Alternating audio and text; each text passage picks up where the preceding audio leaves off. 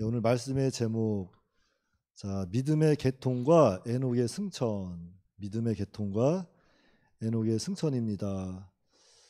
자, 지난 시간 기억나나요? 지난 시간 자, 가인의 그 동생, 자, 아담에게는 두 아들이 있었다 그랬죠? 그 아들 이름이 뭐였죠? 가인과 아벨이었는데 가인이 아벨을 시기해서 죽입니다. 무엇 때문에 시기했죠? 하나님께서 아벨의 제사는 받으시고 가인의 제사는 받지 아니했다 그랬어요. 그래서 막 분해가지고 시기해서 이 가인이 들에 나가서 아벨을 쳐 죽였습니다. 참 무서운 일이 일어났죠. 자, 그러면은 자, 하나님께서 왜 아벨의 제사는 받으시고 가인의 제사는 받지 않으셨을까요? 자, 아벨의 제사는 무슨 제사? 믿음의 제사. 오실 예수 그리스도를 바라보고 드린 피의 제사였기 때문에 하나님께서 받으시고, 가인의 제사는 그냥 자기 열심으로 피가 없는 믿음 아닌 제사였기 때문에 하나님께서 가인의 제사는 받지 아니하고 아벨의 제사를 받으셨습니다. 그런데 그 아벨이 죽었죠. 그래서 하나님은 아담에게 다시 셋을 주시는 거예요. 하나님은 믿음의 계대를 셋을 통해서 이제 또 쭉 이렇게 이어져 나가는 거죠. 그래서 이 5장은 바로 이 하나님께서 아담을 통한 그 믿음의 계통, 즉 셋의 계통과 에녹의 승천에 대해서 이야기하고 있습니다. 그래서 먼저 첫 번째 대지는 하나님께서 믿음의 계통을 이어가게 하신 1절로 23절인데요. 자, 하나님께서는 가인이 죽인 아벨 대신 아담에게 셋이라는 아들을 주어서 신앙의 계대를 이어가게 하셨습니다. 그리고 그 셋의 계통을 통해서 좋은 믿음의 그 후계가, 또한 믿음의 계대가 이어져 나가게 하셨다 그랬어요. 그래서 하나님은 신앙의 계통을 이렇게 끊어지지 않게 계승해 가신다는 거죠. 반드시 하나님은 믿음의 계통을 또 계승자를 세워서 이렇게 계승케 하신다. 그런데 하나님은 무엇을 위해서 이 믿음의 계통을 계속 이어져 나가게 하는 걸까요? 무엇을 위해서? 하나님의 영광을 위해서, 하나님의 나라를 위해서, 그 나라를 위해서 이렇게 하나님이 믿음의 계통을 셋을 통해서 또 이어가게 하시는 거예요. 그래서 우리가 기억해야 할 것은 하나님께서 하시는 일은, 하나님은 하나님의 때에 하나님의 일을 하신다는 거죠. 어떠한 방법으로 해나가는지 우리는 알 수 없지만 분명한 사실은 하나님은 자신의 일을 하나님의 때에 하나님의 계획대로 해 나아가신다. 그것을 믿어야 돼요. 그래서 우리는 항상 하나님의 주권을 바라봐야 합니다. 하나님이 하시겠구나, 하나님의 주권을 바라보고 주어진 환경 가운데서 우리는 믿음의 일을 최선을 다하는 거예요. 그래야 할 때 하나님께서 믿음의 분량대로 각 사람과 역사하시는 거죠. 그러니까 환경에 지배받지 마시고, 내가 오늘 이렇게 믿음을 많이 쓰는 것 같은데 왜 나의 환경은 변하지 않을까? 나의 생활은 변하지 않을까? 의심하면 안 돼요. 조금도 의심하지 말고 반드시 하나님은 믿음의 계통을 또 세워주셨고 그 믿음의 계통을 통해서 하나님의 일을 해 나가십니다. 그것이 오늘 나에게 역사할지 여러분에게 역사할지 그건 알 수 없죠. 내일 역사할지도 모르고. 하지만 하나님께서는 분명히 그 믿음의 분량대로 사용하신다. 그 믿으셔야 돼요. 그 다음에 24절은 에녹의 승천입니다. 에녹의 승천. 자, 에녹은 하나님과 몇 년 동안 동행합니까? 300년 동안 동행해 살다가 승천하는 거예요. 300년 동안. 자, 그럼 우리가 이 하나님과 동행에 대해서 한번 살펴봐야 되는데, 자, 하나님과 동행하며 산다는 것은 무엇일까? 무엇일까요? 하나님과 동행하며 산다는 것. 그 첫째는 하나님 섬기는 것을 첫째로 하는 거예요. 하나님 섬기는 것을 첫째로 하는 겁니다. 그리고 두 번째는 하나님과 끊임없이 교제하는 거예요. 교제하고 교통하고. 그리고 세 번째는 교제를 통해서 하나님의 형상을 닮아 나아가는 것이다 그랬습니다. 하나님의 형상. 자, 하나님의 형상 세 가지가 있다고 했는데, 자, 첫째가 뭡니까? 자, 영적인 면, 둘째는 도덕적인 면, 셋째는 인격적인 면, 이건 다스리는 면이라고도 하죠. 자, 그래서 하나님의 형상, 이 영적이고 도덕적이고 인격적인 면을 우리도 다 가지고 있는 거예요. 자, 영적인 면 무슨 면인지 기억나시나요? 자, 영적인 면, 이것은 하나님은 영이시다 그랬잖아요. 그래서 사람은 영적인 존재이기 때문에 하나님을 알 수 있도록, 하나님을 믿을 수 있도록, 하나님과 교제할 수 있도록 창조가 되었다는 겁니다. 그래서 하나님을 한 번도 만나보지 못한 사람이라고 할지라도 하나님에 대해서 그리워하고 하나님에 대해서 생각나게 하는 거예요. 왜 세상에 많은 우상이 있는지 알아요? 그 우상은 다 어떤 사람들은 그것이 하나님인 줄 알고 잘못 섬기는 사람들도 많죠. 무엇인가 자기가 기대하고 싶은 게 있는 거, 의지하고 싶은 대상을 만드는 겁니다. 눈에 보이지 않지만 뭔가 있는 거예요. 그래서 정령론이 나오고 토테미즘이 나오고 막 이런 게 나오는 겁니다. 하나님을 찾는 거죠. 어느 정도 알고 있기 때문에, 비치고 있기 때문에. 자, 그리고 도덕적인 면, 이것은 인간 상호 간의 도덕, 윤리도덕을 지키는 존재로 하나님이 또 창조하셨다. 그러니까 우리는 인간 윤리도덕을 또 잘 지켜야 돼요. 우리는 세상 법도 잘 지켜야 합니다. 나는 하나님의 법만 잘 지켜야지 잘못된 거고, 하나님께서 세상 만물도 통치할 수 있도록 우리 또 인간에게 지혜도 주셨고 능력도 주셨기 때문에 또 우리가 만들어 놓은 세상법도 잘 지켜야 되는 거예요. 그리고 인격적인 면, 이것은 모든 피조 세계를 다스릴 수 있는 지혜가 있고 능력이 있는 존재로 만드신 것이다. 그래서 우리 인간은 이렇게 하나님이 주신 지혜와 능력, 이런 하나님의 형상을 가지고 이러한 세상을 또 잘 다스릴 줄 알아야 되겠죠. 자, 그 다음에 에녹은 하나님과 동행하며 이 땅에서 살았는데 그 동행한 방법이 있어요. 동행한 방법. 우리가 에녹이 하나님과 동행한 방법을 잘 알면 우리도 하나님과 동행할 수 있습니다. 그래서 하나님과 동행한 방법, 첫째는 하나님이 계신 것을 믿고 의지하고 하나님 한 분으로 만족하며 살았다는 거죠. 그러니까 먼저는 하나님이 살아계신 걸 믿어야 돼요. 눈에 보이지 않지만 하나님 살아계시다. 그리고 그 하나님을 의지하는 겁니다. 그 하나님 의지하는 거예요. 내가 할 수 없을 때, 내가 할 수 있는 것이 있다 할지라도 나 하나님이 나에게 능력 주셔서 하시는 거니까 항상 하나님을, 살아계신 하나님을 바라보고 그 하나님 의지하고, 의지해야 돼요. 하나님 의지하고 하나님 한 분으로 만족하며 살아가는 겁니다. 그리고 두 번째는 하나님의 말씀을 잘 순종하는 거예요. 하나님의 말씀. 하나님 말씀 뭡니까? 하나님 말씀 뭐예요? 성경 말씀. 성경 말씀을 잘 순종하는 겁니다. 무엇보다도 우리에게 십계명을 주셨잖아요. 십계명. 십계명부터 잘 순종하면서 하나님께서 기뻐하시는 일이 무엇일까? 하나님이 기뻐하지 않는 것이 무엇일까? 성경을 통해서 잘 살펴보고 우리는 하나님이 기뻐하시는 일을 해 나가야 돼요. 항상 하나님이 기뻐하시는 일을 찾아서 해 나가야 합니다. 그 다음에 세 번째는 모든 일에 하나님의 뜻을 이루었다. 에녹은 하나님의 모든 일에 하나님의 뜻을 이루어가며 살았다는 사람이죠. 그 다음에 성령의 감동을 따라 살았다. 예, 성령께서 인도하시는 대로 그 감동을 받아서 나아가는 겁니다. 그리고 마지막 다섯 번째는 하나님께서 상 주실 것을 믿었다 그랬어요. 그러니까 이 에녹은 이 땅의 삶이 전부가 아니라는 걸 그때부터 알고 있었던 거예요. 아, 이 세상 전부가 아니구나. 이 세상이 끝나면 하나님의 나라가 있구나.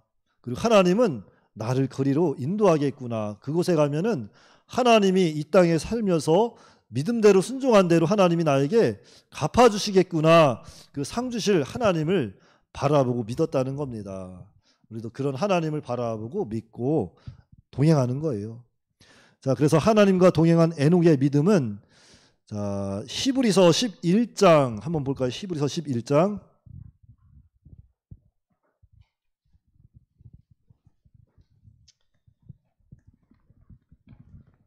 자, 히브리서 11장 5절로 6절입니다. 히브리서 11장 5절로 6절 말씀 다 같이 한 목소리로 합독하겠습니다. 시작.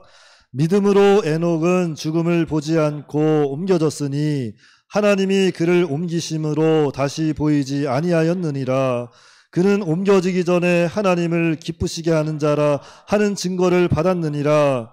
믿음이 없이는 하나님을 기쁘시게 하지 못하나니 하나님께 나아가는 자는 반드시 그가 계신 것과 또한 그가 자기를 찾는 자들에게 상 주시는 이심을 믿어야 할지니라. 그러니까 하나님과 동행한 에녹의 믿음은 첫째는 하나님을 기쁘시게 하는 믿음이에요. 하나님을 기쁘시게 하는 믿음. 그리고 둘째는 하나님께 나아가는 믿음입니다. 좋은 일이 있든지 안 좋은 일이 있든지 항상 하나님께 나아가는 믿음이고, 세 번째는 하나님이 계신 것을 믿는 믿음이에요. 이게 중요합니다. 우리 눈에 보이지 않지만, 우리의 손을 붙잡고 계신 그 손이 보이지 않지만 하나님이 지금도 나의 손을 붙잡고 계시는구나, 나를 인도해 나가시는구나, 이 믿은 거예요. 그리고 마지막은 상주심을 믿었다 그랬어요. 상주심. 그러니까 하나님은 이런 에녹을 기뻐하시고 이런 에녹과 동행하시고 산채로 이렇게 데려가셨습니다. 그래서 에녹은 365세를 살다가 죽음을 보지 아니하고 하늘나라로 옮겨갔다. 그래서 구약시대에 이렇게 죽지 않고 살아서 산채로 승천한 두 사람이 있는데, 한 사람이 에녹이고 또 한 사람은 누굴까요? 엘리야 정답입니다. 나중에 제가 쿠폰 하나 보내드릴게요. 자, 그럼 하나님께서 에녹을 산채로 승천시킨 그 목적은 무엇일까요? 하나님께서 에녹을 살아있는 그대로 하늘로 승천시킨 그 목적이 있어요. 그 목적이 무엇일까? 어렴풋이 알기는 알겠는데 뭔가 명확하게 말을 못하겠죠. 무엇인가 하면 성도의 나라는 하늘에 있다는 것을 알게 해주시려고 이렇게 승천하게 한 거죠. 우선 빌립보 3장 20절에 기록되어 있고, 또 두 번째는 성도는 영생할 수 있다는 것을 보여준 거예요. 영생에 대해서 보여준 겁니다. 그리고 세 번째는 그리스도께서 재림할 때 그를 믿는 모든 성도가 부활 승천할 것을 알게 하기 위함이다. 그래서 하나님은 에녹을 산채로 승천시킨 거죠. 자, 그리고 마지막 세 번째 내지는 무드셀라에서 노아까지의 계보가 25절에서 32절까지 말씀이에요. 무드셀라에서 노아까지의 계보. 자, 무드셀라는 인류 역사상 가장 장수한 사람입니다. 그렇죠? 자, 몇 년을 살았을까요? 무드셀라가 969세를 살았습니다. 와, 969세를 살았어요. 그런데 그는 하나님을 위해서나 또는 구원운동을 위해서 무슨 특별한 일을 했다는 그러한 기사는 성경에 기록되어 있지 않지요. 그래서 뭔가 하나님을 위해서 무엇을 했다, 구원운동을 위해서 무엇을 했다, 에녹이 969세를 살았지만 그런 기록은 없어요. 그러나 예수님은 33년을 살았지만 정말 하나님과 구원 역사를 위해서 가장 큰 일을 하셨습니다. 그래서 오늘 우리도 세상에 오래 살고 적게 살고 뭐 잘 살고 못 살고 그것이 중요한 것이 아니라는 거죠. 세상에서 오래 살았네, 뭐 적게 살았네, 부와 영광을 누리며 살았네, 아니면 아주 가난하고 찌질하게 살았네, 그거 중요한 것이 아니라는 거예요. 우리 사는 날에 하나님 나라 운동 했느냐 하지 않았느냐, 예수님을 믿었느냐 믿지 않았느냐, 그것이 중요한 겁니다. 그것이 중요한 거예요. 그리고 언젠가 한번 언급한 적이 있는데, 이 무드셀라라는 그 이름의 뜻에 대해서 제가 한번 언급한 적이 있는데 다시 한번 잘 들어보세요. 자, 무드셀라라는 그 말의 어원적 뜻은 창 던지는 자라는 뜻입니다. 창 던지는 자. 또 여기서 파생한 단어가 이 사람이 죽으면 끝이다. 이 사람이 죽으면 끝이다. 그러니까 무드셀라라는 이름의 뜻은 창 던지는 자인데 그 의미는 이 사람이 죽으면 끝이다라는 거예요. 자, 왜 이런 이름이었을까? 왜 그랬을까요? 왜 에녹은 자신의 아들의 이름을 무드셀라라 지었을까? 자, 고대 사회에서 부족 간의 전쟁이 일어납니다. 막 부족 간에 막 전쟁이 일어나요. 그러면은 긴 창 던지는 사람이 제일 앞장섭니다. 왜요? 그 사람의 그 부족의 대표고 그 사람이 전사예요. 그래서 그 사람이 죽으면 그 부족은 망하는 겁니다. 망하는 거예요. 그래서 무드셀라의 이름의 뜻은 창 던지는 자인데 그 의미는 이 사람이 죽으면 끝이다. 자, 본문 창세기 5장 21절 22절 말씀에 에녹은 65세에 무드셀라를 낳았고 무드셀라를 낳은 후 300년을 하나님과 동행하며 자녀들을 낳았다 그랬습니다. 자, 에녹이 무드셀라를 낳은 후 300년 동안 하나님과 동행을 했다고 했는데, 자, 이 무드셀라는 그 300년 동안 하나님과 동행하면서 자신의 아들 무드셀라라는 이름을 부를 때마다 무슨 생각을 했을까? 무슨 생각을 했을까요? 우리는 단계적으로 생각해 봐야 되겠지만, 자, 이 히브리 사람들은 그들은 이름을 들을 때 딱 떠오르는 거예요. 예를 들자면 미나코, 무슨 생각이 들어요? 미나코, 이름의 의미보다는 일본 사람일 거다 이런 생각이 들잖아요. 그렇잖아요. 이런 것처럼 그 사람들은 이름을 딱 던지면은 그 사람의 그 의미에 대해서 딱 머리에 딱 떠오르는 거예요. 히브리 사람들은 원래 그래, 그 이름이. 그래가지고 그 이름을 부를 때 이 에녹이 그 아들 무드셀라를 부를 때마다, 아니면 또 다른 사람들이 그 마을 사람들이 그 무드셀라라는 이름을 부를 때마다 그런 생각이 드는 거죠. 네가 죽으면 세상은 끝이다. 이런 생각이 드는 거예요. 무드셀라하고 부르면은 아, 얘가 죽으면 세상이 망하겠구나. 아, 얘가 죽으면 세상이 끝이구나. 이런 생각이 딱 드는 겁니다. 그러니까 에녹은 이 무드셀라를 낳으면서 하나님의 심판을 준비한 거예요. 하나님 심판을. 그래서 에녹은 무드셀라를 통해서 하나님의 그 심판에 대한 확실한 자각이 생긴 겁니다. 아, 무드셀라 이 아이가 죽으면 정말 하나님이 심판이 있겠구나. 이 아이가 죽으면 세상이 정말 끝나겠구나. 에녹이 그것을 생각할 때 하나님과 동행하며 거닐 수 있었다는 거죠. 그리고 그 증거가 유다서 1장 14절에 있어요. 유다서 맨 뒤쪽으로 가보세요. 신약성경 거의 끝에 가면은 유다서가 나오는데 1장 14절 15절 말씀에 찾으셨으면 다 같이 한 목소리로 합독합시다. 유다서 1장 14, 15절 말씀 시작. 아담의 7대 손 에녹이 이 사람들에 대하여도 예언하여 이르되 보라, 주께서 그 수만의 거룩한 자와 함께 임하셨나니 이는 무사람을 심판하사 모든 경건하지 않은 자가 경건하지 않게 행한 모든 경건하지 않은 일과 또 경건하지 않은 죄인들이 주를 거슬러 한 모든 완악한 말로 말미암아 그들을 정죄하려 하심이라 하였느니라. 여기 그냥 그대로 놔두세요. 자, 세상 마지막에 대해서 에녹이 이렇게 예언하는 겁니다. 세상 마지막에 대해서. 자, 아마 에녹은 하나님의 심판이 무슨 노아 홍수가 될지 무엇이 될지 아마 알 수 없었을 거예요. 잘은 몰랐겠지만, 그러나 무드셀라가 죽으면 어찌됐든 간에 이 세상은 끝이 나겠구나, 그 생각을 분명히 가지고 있었을 거예요. 그래서 이러한 예언을 했던 겁니다.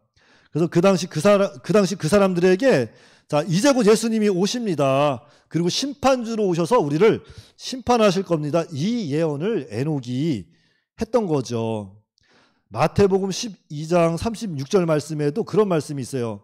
내가 너희에게 이르노니 사람이 무슨 무익한 말을 하든지 심판날에 이에 대하여 신문을 받으리니. 자, 예수님 마지막 심판하실 때 자기가 이 세상에서 한 말, 그 무익한 말에 대해서도 신문을 받는다 그랬는데, 여기 유다서에서도 이렇게 비슷한 맥락이 있는 거죠. 또 경건하지 않은 죄인들이 주를 거슬러 한 모든 완악한 말로 말미암아 그들을 정죄하려 하심이라. 예수님이 예언했던 예수님 그 재림하실 때 그 장면과 비슷한 모습을 에녹이 그 시절에 이렇게 증거를 했다는 거죠. 얼마나 놀랐습니까? 그러니까 무드셀라를 낳을 때 하나님은 이렇게 에녹에게 계시를 주셨던 것이 아닐까. 그래서 아들의 이름도 무드셀라라 지은 것이 아닐까. 어쨌든 무드셀라는 이놈이 죽으면 세상은 끝이다. 실제로 무드셀라가 죽던 해 세상이 망하는 거예요. 창세기 5장 25절 말씀. 창세기 5장 25절 말씀. 무드셀라는 187세에 라멕을 낳았고, 여기서 187을 써 놓으세요, 옆에다가.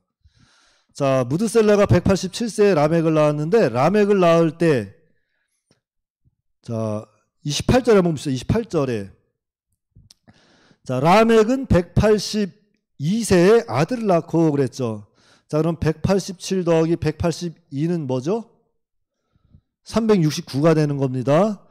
자, 라멕은 182세에 아들을 낳고 이름을 노아라고 하여, 그러니까 라멕이 182세에 아들을 낳고 그 이름을 노아라고 했어요. 노아를 낳았는데 그때 무드셀라 나이가 몇 살이라고요? 예, 369세입니다.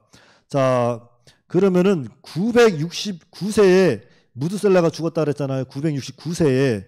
자, 그럼 홍수가 7장 11절에서 나거든요. 7장 11절. 자, 노아가 몇 세 돼서 몇 세 되던 해에 이렇게 또 이 홍수가 나나 봅시다. 창세기 7장 11절 말씀. 자, 노아가 600세 되던 해에 그랬죠. 자, 그러면 369 더하기 600은 뭐예요? 예, 969세. 그러니까 무드셀라 969세 되던 해에 홍수가 일어났다는 거예요.